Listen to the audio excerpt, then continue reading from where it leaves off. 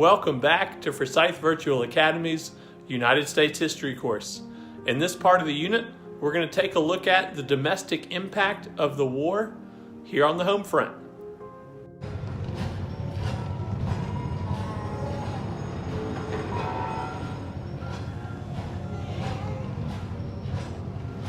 Alright guys, today we're talking about the domestic impact of World War I. But before we get there, I want us to touch base a little bit about the impact the United States had on the war.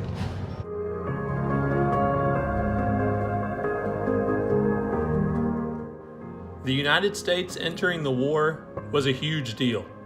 Great Britain had hoped that the sinking of the Lusitania would pull the United States into the war. But when the Germans backed away from unrestricted warfare with submarines in the Atlantic, the United States decided they didn't need to get involved. However, with the return of unrestricted warfare and submarine attacks in the Atlantic Ocean, as well as the information that the United States gathered from the Zimmerman telegram, President Woodrow Wilson felt that he had no choice. He had to get the United States involved in the First World War. It is important to know that back then, World War I wasn't called World War I. Instead, it was called the Great War. And it makes sense. They had no idea there was going to be a World War II.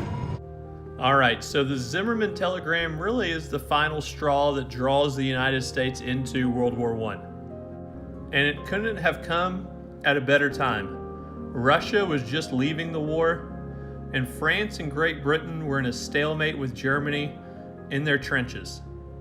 So the infusion of fresh American troops into the war was like a shot in the arm to the Allies, and ultimately helped push them to victory.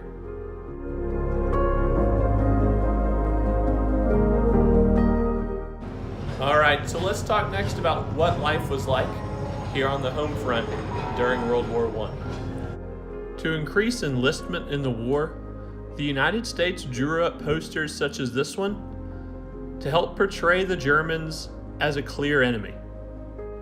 And while war propaganda such as this was effective in recruiting soldiers, it also had other negative impacts to society. Anti-German sentiment grew. Books were burned, German became a bad word, even German measles were renamed. The Germans weren't the only ones targeted during this time.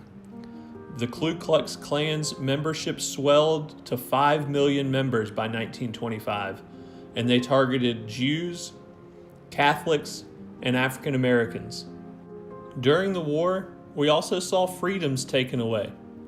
It became illegal to speak out against the war, the draft, or the U.S. government.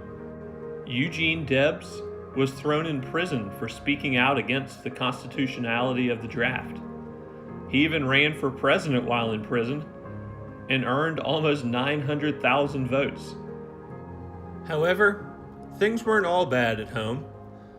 The 19th Amendment was passed and adopted in 1920, giving women the right to vote.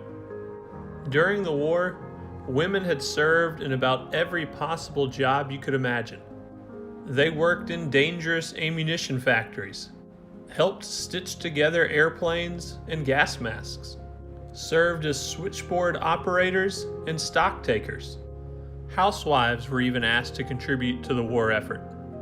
Every housewife in the United States had to sign a pledge card that said they would carry out the directions and advice of the food administrator in the conduct of my household, insofar as my circumstances permit. This meant that housewives were canning food that they could eat later, eating less meat, less bread, less fats, and trying to contribute to the war effort in any way they could. Still, other women served as doctors, nurses, and ambulance drivers. And when most countries didn't allow women to fight in the war, Russia and others did. Maria Bochkareva was the founder of the Women's Battalion of Death and was the first woman to lead a Russian military unit. While other Russian women military units were used to shame men into enlisting in the war, Maria's unit was not like that. She led her women in battle and even helped defend the Winter Palace.